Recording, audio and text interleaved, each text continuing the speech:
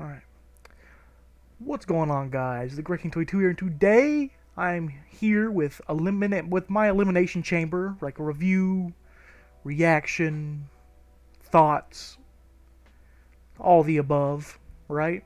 Fresh off the it's 12:33 a.m. Fresh off the Elimination Chamber. I wrote some stuff down on the side over here just to like keep me on point, right?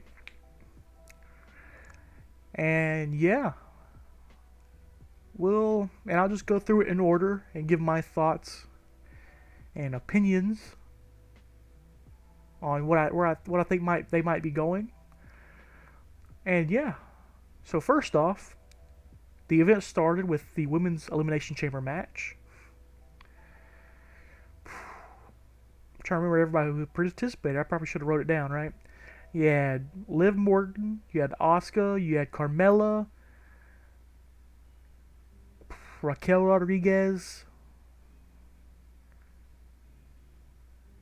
Crazy Bitch, and who's the sixth girl?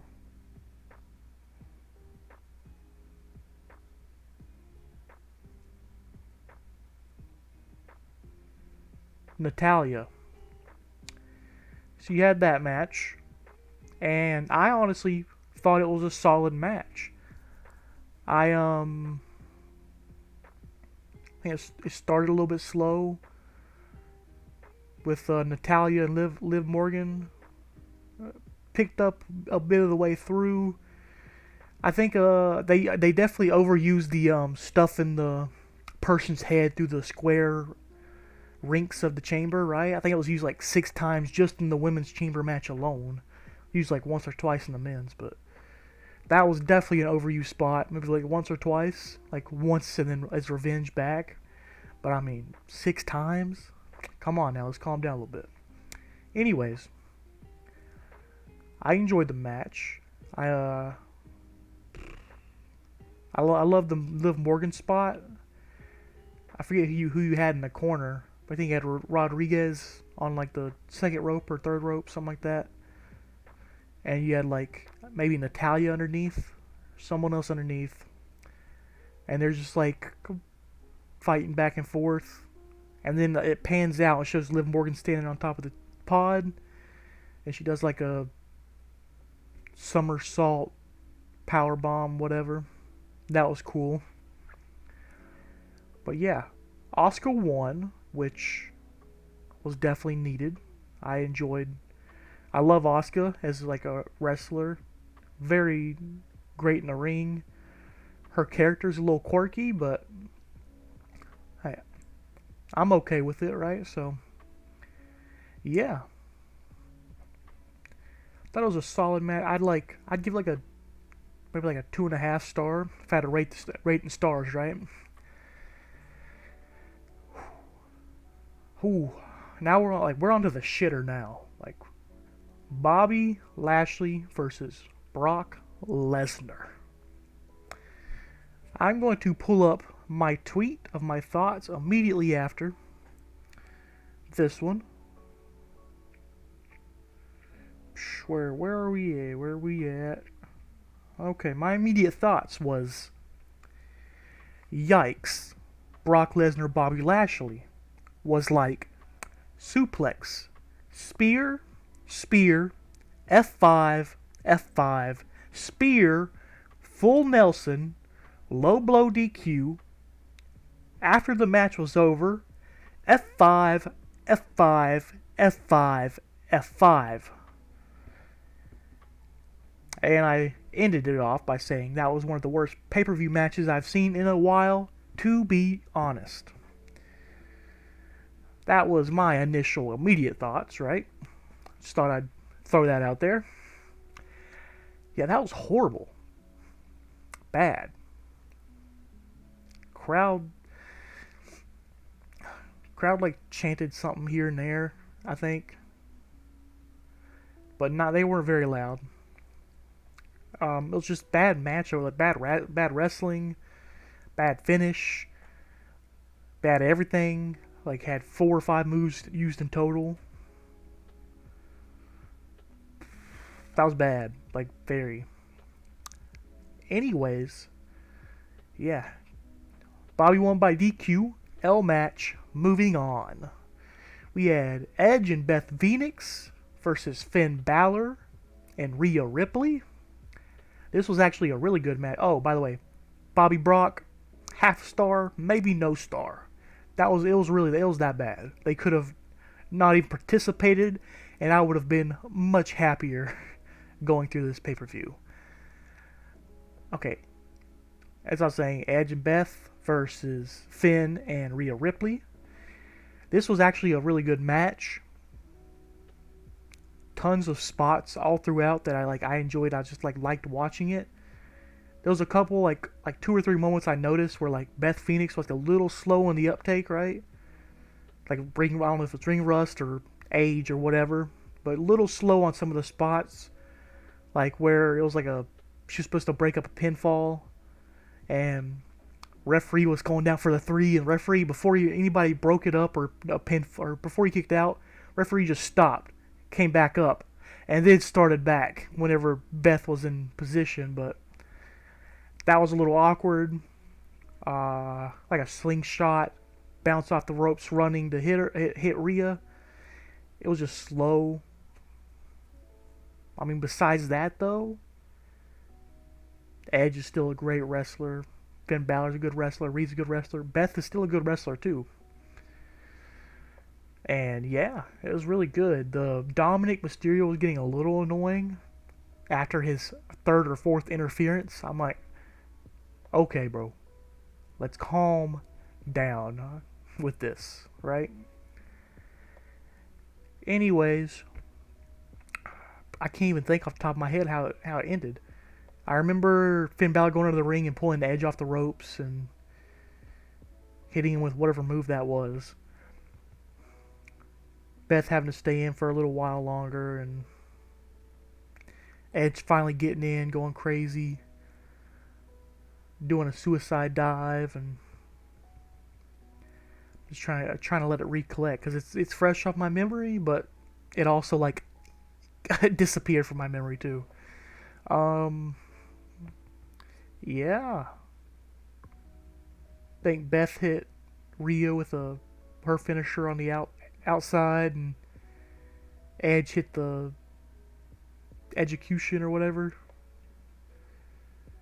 I think into a spear, and then Beth speared Rhea as well and into the match. I can't remember it exactly, but it was a good match. I'd give it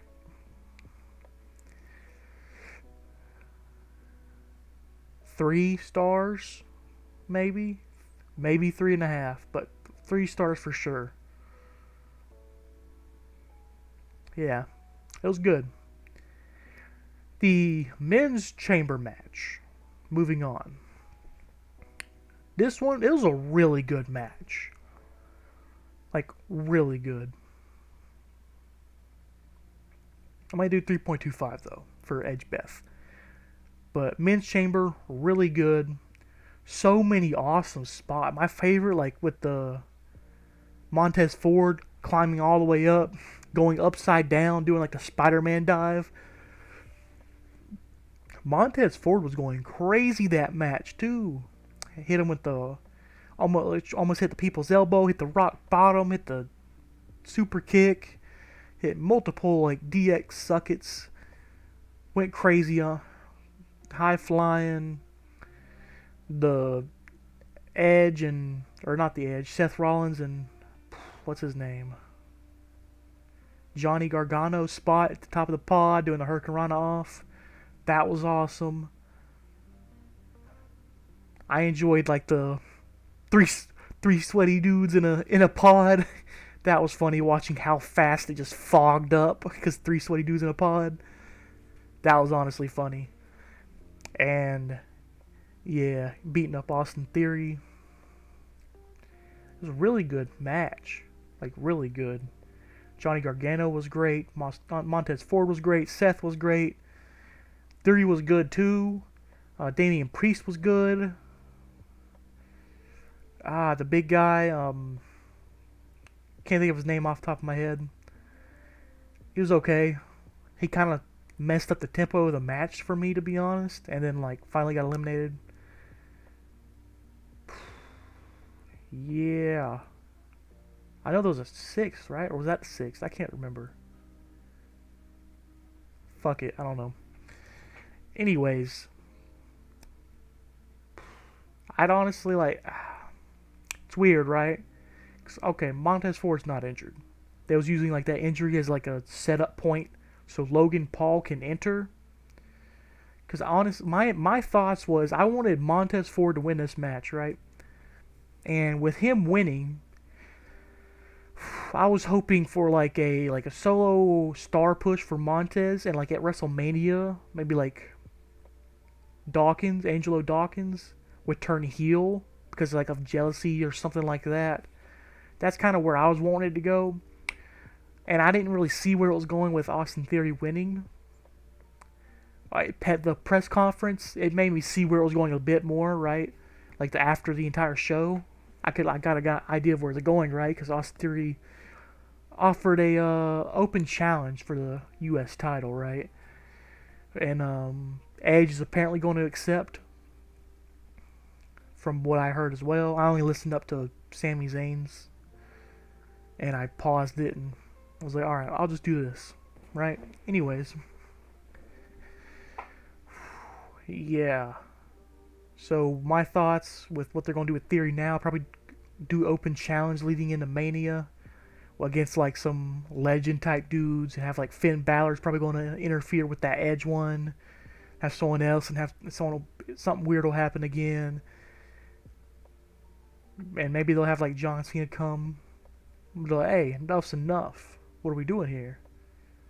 You scraping by or whatever. I don't know exactly what they're gonna do, but I think they'll do Cena Theory.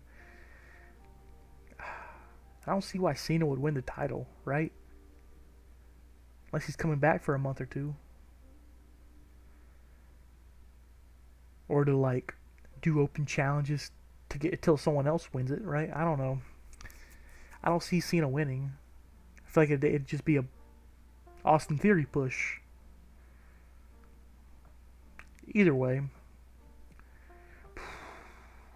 So Montez Ford got eliminated. Got curb stomped while his legs were hanging on the ropes and then pinned or whatever. And yeah, that left Seth Rollins and Austin Theory in the match. And he was injured or whatever, which left the door open, which let Logan Paul enter the match. He entered, did the spring, like the whatever you call it, clothesline, the over the top spring over the top clothesline on Seth. Then hit Seth. Was about to leave, then hit Seth with a curb stomp of his own, which then he left, which ended up having Austin Theory hit his finisher. I forget what it was called, but he did like the spin around onto the knee. And then 1, 2, 3, Theory retains. I feel like that was unnecessary, right? Because we're predicting a Logan Paul Seth Rollins match since Logan threw him over the top rope at Royal Rumble, right? We were predicting this match since then. I was like, oh, he did that because they're going to set up a match at Mania. So I feel like it was unnecessary, but I guess the way they're wanting Theory to have it keep squeaking by weird coincidences and stuff. I don't know. I don't know how they want to do it, to be honest. Anyways, it was a great match though. The ending was a little weird, but I'd give like a 4.25 of a match. Like it was really good, fast-paced, high-flying, energetic. Till Bronson Reed, that's that fucker's name. He messed up the pacing and stuff, in my opinion. Anyways, yeah. Once again, moving on. The big main event. You had Roman Reigns versus Sami Zayn. I mean, it started off how you expect, right? Roman had nuclear heat coming out first. Booed, fuck you chants. You suck. The whole 9 yards. Till the mama comes home, right? Then Sammy comes out I wouldn't call it like a CM Punk pop, but it was a very good pop. They were very loud, very energetic throughout the whole match until the ending. I'll get to that, right? So the match itself was very slow paced, right? Very crowd pandering, crowd reacting and stuff like that. So they stood there for like 2-3 minutes straight, just staring, doing a stare off, walk around, looking at the crowd, looking back, right? They started with that. They had a slow pace, headlock, disengage, all that stuff, all that good stuff. Just shoulder tackle, and you had the feeling the whole time that Roman's like in charge, but Sammy has a chance, right? And at some point, Roman takes him out the ring and has amazing trash talking skills off the mic, right? Just trash talking in ring, talking to Sammy's wife that's there and his family that's there. He's like, "You would have been my family, but he betrayed me. You would have been my family. We didn't have each other's back, but you betrayed me." All the trash talk, right? And yeah, go around the ring. A lot happened. It started to pick up about midway, towards the end. Yeah, a lot really did happen. First ref got knocked out, right? Roman backed him up into the corner with Sami Zayn sandwiching the ref into the corner. Roman hitting like 3 elbows or something like that to Sami Zayn, which took the ref out for like 15 fucking minutes or some shit. It's like, bro, get the fuck up. What are you doing? Anyways, so he like played dead for a while, and Sami Zayn won. But he didn't, because ref's out. You know, usual bullshit in Roman Reigns matches, right? And what are we at? Jimmy Uso appears, super kicks Sammy 3 times, pulls Roman over Sammy. First of all that happened while we had a ref running to the ring. You tell me that ref didn't see all that shit? Call bullshit, dog. That ref saw all that. But anyways, moving on. New ref comes. Sammy kicks out of the 3 super kicks and Roman over him. It was really good. And then after Jimmy come out, Jey Uso came out at one point when that referee also got taken out. Yeah, 2 refs taken out in the same match. A lot fucking happened. Anyways, Jey Uso comes, and Jey Uso is still like in the middle. He doesn't know what to do. He doesn't know what he wants to do. What does he want to do? He doesn't know. He has no clue what he wants to do. So he's standing there, and then Roman does the whole hand the chair out to him, hand the chair, you hit him, and he just couldn't. But he also couldn't betray Roman. But they also did like a foreshadowing, like shades to Rumble, but I knew that wasn't gonna happen. It was just he just couldn't do anything. Then Roman got into Jay's face, pushing him back, and Sammy tries to come attack Roman, but Roman dodges, spears Jay. Jay's out. Then Roman just beats the shit out of Sammy with a chair. And yeah. Trying to think. I don't think anybody comes out till after the match is over. I think Sammy might have kicked out one more time, but match was over at some point.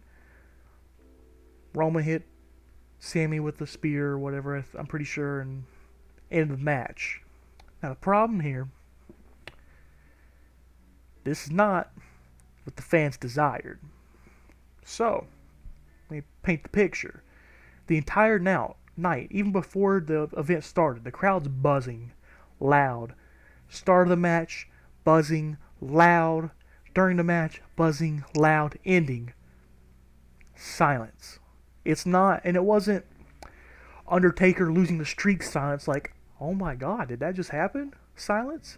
No, it was disappointment, disapproval silence from the fans. That's what that was.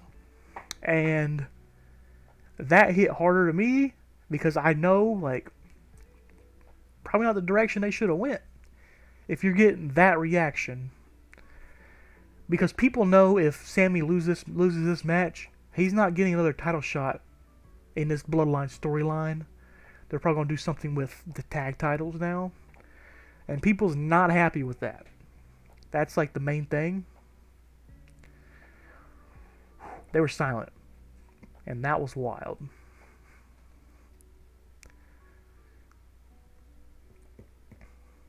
And all I know personally, that's what you don't want as a wrestler, right? Cheers, fine. Boos, fine. Silence, no good. No reaction. Just a stale face. No smile, no frown. Just straight line across. No reaction. People were not a fan of that. It was silent. After the 1, 2, 3 of Roman winning. Then they had Kevin Owens come out. Because I'm pretty sure he was about to beat up Sammy Moore or something. I don't know. Anyways, Kevin Owens came out. Kind of brought, since he's a Canadian guy too, kind of brought the crowd back to life a little bit. The pop wasn't enormous. It was a very good pop though. The dun dun dun. Good pop. Brought the crowd back to life a bit, but you could still tell they were very displeased with how that ended. But yeah, anyways, Kevin Owens comes out, beats Jimmy, like stuns Roman, stuns Paul Heyman. I think puts Jimmy through a pop-up power bomb or whatever to the table, announce table. And then, yeah, Roman's getting up in the corner, haluva kick and whatever. And even after all that, like you could tell people still had a bad taste in their mouth. They're like, dang, just a bad taste.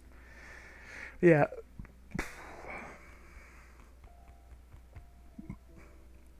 I'd love to give this match a really high rating, right?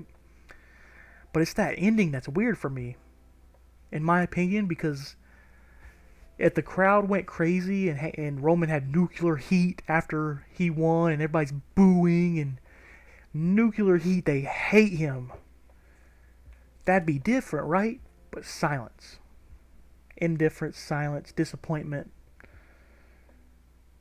Got had their hopes up. Like, that's what it was, and that's what it felt like. So the ending's weird for me. I'll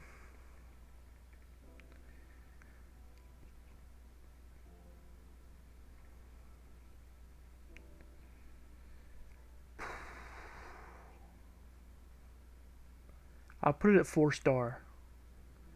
Right, like a tiny bit, like 0.25 below the chamber match. Chamber match, I didn't love the ending of that either, but